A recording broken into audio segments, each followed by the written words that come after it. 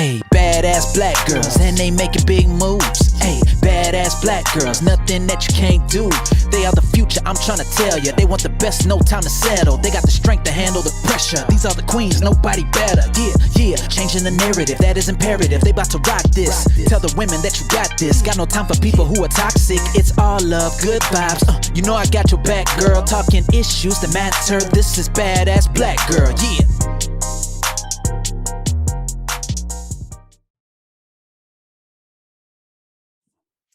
Hello, everyone. Welcome to a new episode of Badass Black Girl. Today, I have another fantastic guest. Her name is Rose François, and she's going to tell us a little bit about her journey. Hi, Rose. Hi, MJ. Thank you so much for this opportunity. And I'm excited to be here. A little bit about me. Again, my name is Rose François, and I am the recent author of A Generational Cry, based on a true story of the Haitian Revolution.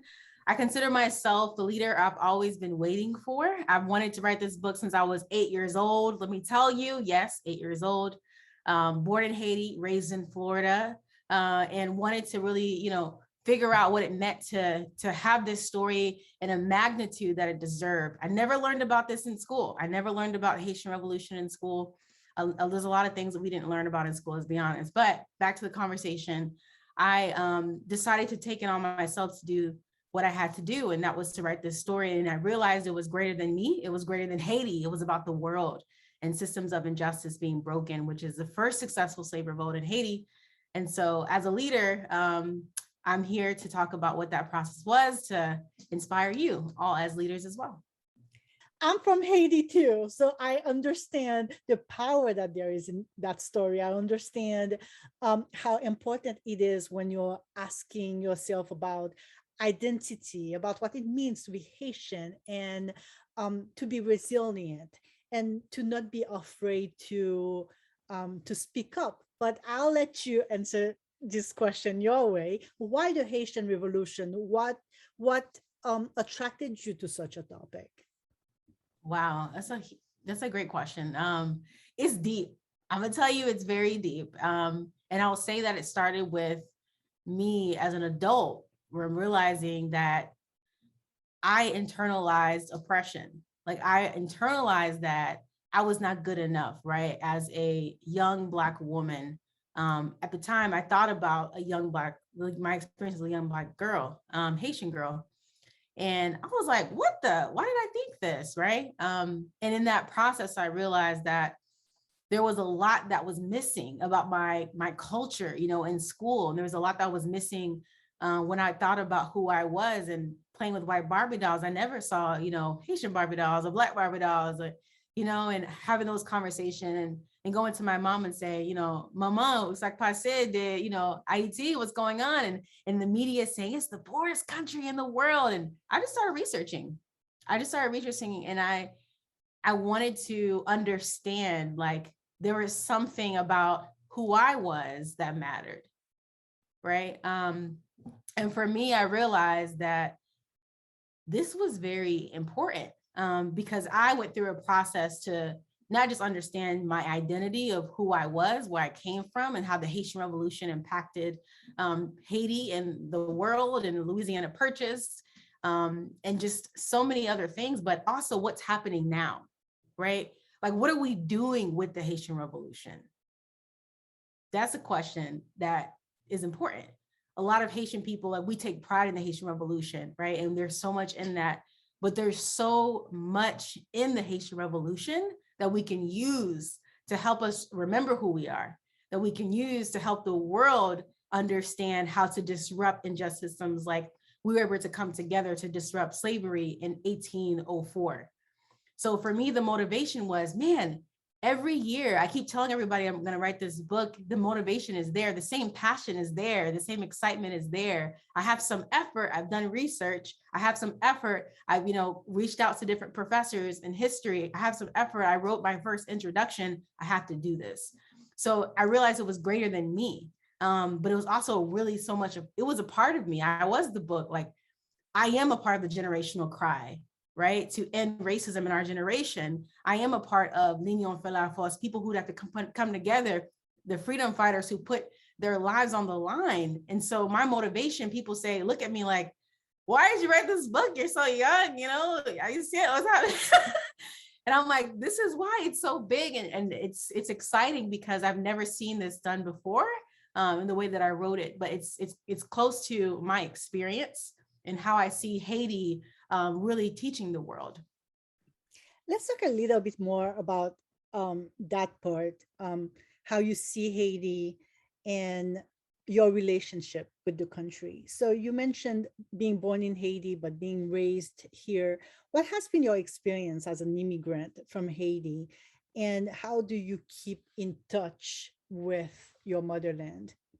Yeah, my gosh. My experience has been disjointed. I came here when I was a little girl, 4 mois, 4 months. And I came here on political leave, actually, because my family was in politics. And we couldn't go back for a while because of that. So it was very sad. But I went to Haiti for the first time since I was born when I was in 2016. In 2016, before any of my siblings have gone. And I went to go teach English in Delma. And I went to the colleges there. And I asked someone, if you could change one thing about Haiti, what would it be? He said, mentalite, the mentality. And it changed me. It changed me so much because it was exactly what I was thinking about when I was just thinking about, the research of the Haitian Revolution. And I stay connected by, speaking Haitian Creole with my mom and my siblings and my dad when I can, watching some movies when I can. I think also too, the spirit of Haiti, what can we do now to help, right? We are coming on the assassination of the president of of Haiti is insane. We're coming on the earthquake, the hurricane, it's so much going on. And I'm one of many, I know many people who want to do something to help and to change Haiti. And what I'm thinking about is, how can we come together? Like, what can I do to not just try to come and fix everything as someone from diaspora, right? But someone who is coming to learn, to understand the people like who are currently there, who've been there longer than me, to say, hey, here's what we need. Here's what is going on, and to put our heads together. And so one thing I'm doing, I actually wrote a song for my book 5 years ago, and it's called Ensemble. And it's like Mettez tête nous ensemble, like put your heads together, kind of like L'Union fait la force. And this is actually the first time I'm saying this in anything recorded, but I am still recording the song and it's going to be out very soon. And my hope is to really use that as a way to like raise money and like support what's happening in the college that I went to teach in 2016. So I'm really excited about that. I am so intrigued. You're a writer, you're a singer and composer. Tell us a little bit about what you do, your career, and how you find time for writing and research and singing. I'm always curious about time management when people are so proactive and active with so many aspects of their life. Yeah, I'm so curious about time management myself. So I will say currently what I do, I work in the nonprofit industry, and I am like a nonprofit, think of it as a leader. It's hard to describe what I do. I'm an educator. I worked in workforce development training for a while. And I have an opportunity to talk to a lot of, corporations, employers, people seeking jobs, people who are learning about how to teach people like, Haitian, people of color, Black, Indigenous people of color. So I'm in this space of diversity, equity, inclusion, anti-racism. I have an online community for that, which was inspired by the Haitian Revolution. And I found time to write the book because this is going to be so simple, and I'll explain, but I made time because there's a lot of people who always say, you gotta, I don't have time, I'm busy. And it's like, no, you have to make time. First, I look at the calendar or just think about my schedule for the week, for the month, the next 6 months. What am I doing right now? So I'm working, oh, okay, I'm working, that's 9 to 5, right? Or maybe that's 8 to 12, whatever the schedule is. What am I volunteering for right now? Oh, I'm taking my sister to school every morning. Do I have to do that? You know, thinking about the different things that you do, and then just taking away what you can't, you know, take care of right now. If you want to focus on the book, or you want to focus on something that you're really passionate about, I'll say that first, look at your schedule, think about what you're doing, and think about what you can take away so you can add time and make time to do what you want to do. And for me, writing was, it was not like, I'm going to write at 10 every single morning. I'm going to write at 5 a.m. every single morning. For me, I had to think about the big picture. Like I had to say, okay, I want to finish edits for chapter 1 by Friday. And I just figure it out throughout the week. Some people are like, I'm going to do everything every single day. So that's my take on time management. What about your writing process? It was interesting to hear you mention how you have small goals so that you can reach the ultimate goal. But I'm interested about whether you've been trained as a writer. I know you're an educator, so and you train other people, so I can see from educator to writer, it makes sense. But Yeah. tell us a little bit about that. You know, I started writing when I was a little girl. I've always been writing, and I started just to express how I feel. I used to write poems. I think the earliest memory was when I was in 5th grade. I wrote a poem, and I was going around my teacher, my friends, and I was reading it to them, and I was waiting for them to say it was good. And they're like, oh, it's good, or oh, it's okay, you know, it's okay. And I would just keep going and going. But I would write. I actually wrote the book. This is gonna freak you out, maybe. I wrote the book 20 years ago, and then I threw it away. Oh, wow. You I know. threw it away? I know. I threw it away. It wasn't the book that I have today. It was a different version, of course, but it was the beginning of like what I wanted to write. And the story started as a Haitian cry. And then it evolved to a nation cry when I started to realize it's bigger than ID. It's a larger, you know, situation where different nations can learn from ID. But then it wasn't a nation cry. It became a generation cry, because I'm like, man, this generation in the 1800s, they solved this problem. But then I learned, and I looked back and said, this is not just what they did in their generation. This should be something that every generation focuses on to disrupt injustices. So this is a generational cry. And so the pathway of me writing evolved as I was evolving and as I was learning. And it started with me being a little girl and starting writing. It's pretty crazy. Tell us a little bit about your research process. What kind of research was involved in the book, and was there anything surprising about what you found out? Oh my God. My research process started with me reading a lot of books. The Black Jacobins was one of the first books I read, C.L.R. James. And then there was a lot of articles that I read that led me to the memoir. Toussaint Louverture, he wrote a memoir when he was in Fort de Joux in France about his experience. So I was like, what? He wrote a memoir about his experience and no one's talking about this. So that surprised me. So I read from his lens, but then I also considered like where he was, right?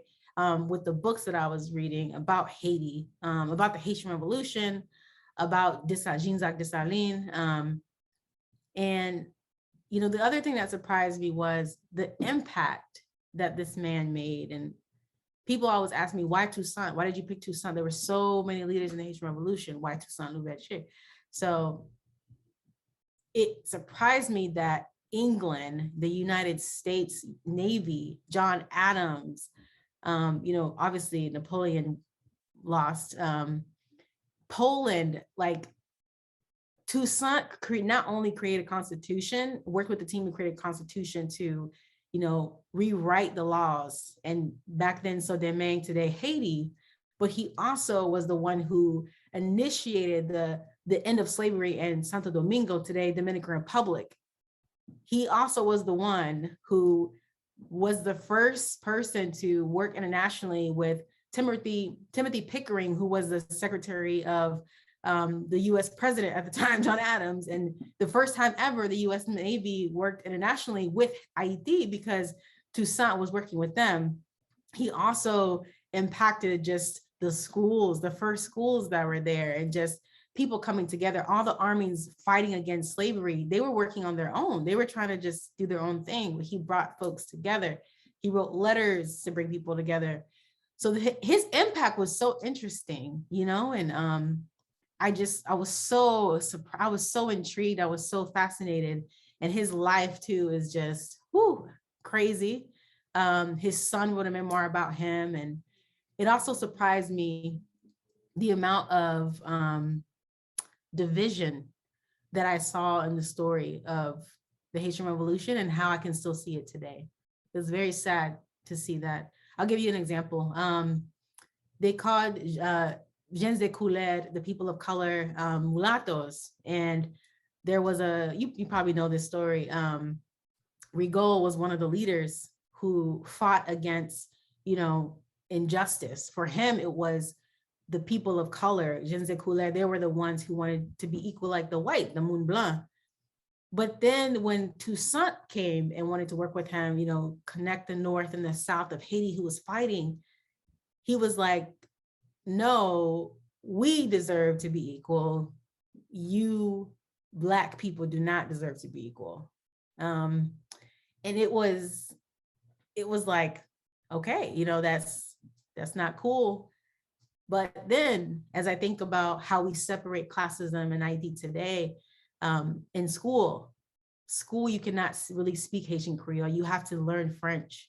And folks who understand French and read French and write French, right? They're the ones who are this upper class in Haiti. And that's an oppressive mentality, And even it's a whole thing with like Moun Blanc and Moun Noir and like, just there's a whole thing with color too. And so I see the remnants of it, and I see an opportunity for us to disrupt that because we're all Haitian. So that's just one thing that surprised me, and it's so relevant today, really.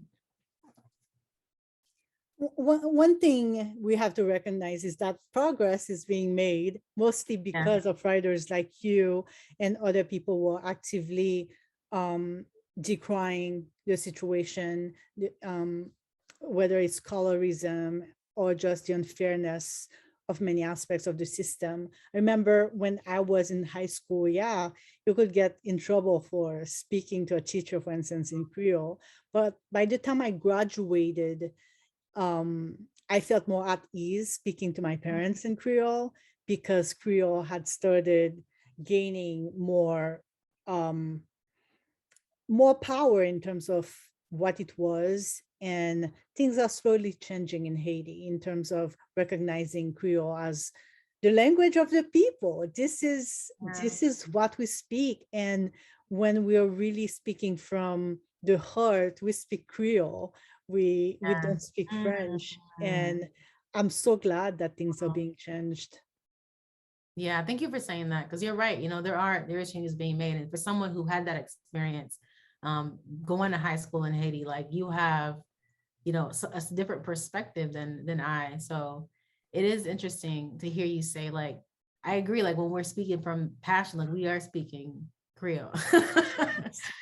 There's a difference. Thank you for saying that. I was telling a friend once that if you're being attacked, your instinct is not going to say, I led. You're going to start screaming, I'm way.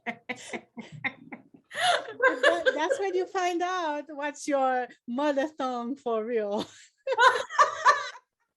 Right? Wow, that's so true. If you want to learn what people really speak, scare them. Yeah, absolutely. That's funny. So going back to your book, Rose, tell us a little bit about how to get it, where to meet you, just tell us everything about how to become part of the excitement surrounding this book. Yeah, so if you are interested in getting the book, you can find the book. I'm so excited to say this, everywhere books are sold currently. Really excited about that. Obviously, it's on Amazon. If you want a signed copy, I am shipping out books on my own at rfrancois.com to get a signed copy, and it will come to you at your door with signed copy. I'm also doing a mini Rise Up tour with protection of COVID and just all the things going on. But I am going to I'll be in Los Angeles the weekend of September 25th at this event. And so my goal there is to really talk more about the books. So if you're in the LA area, I'll be in Leimert Park talking about my book. I'm also hoping to join the Miami Book Fair in November, having a booth there. So you can find me there. Happy to hear about your, conversations about Haiti, the Haitian Revolution. I love having these conversations. I'm here to also talk about the movement, right? My book is great, but I'm not here just to sell books. I know that's like oxymoron of me as an author. And I have my book up here, of course, but I am not here to just sell this book. I'm here to also sell the movement from the book, which still lives. And so you can find those conversations online. Once you go to my website, you find those conversations on my Instagram. The last place I'll be, aside from LA, Miami, and the other place that I didn't mention is Jacksonville, where I'm currently living in Jacksonville, Florida, so North Florida.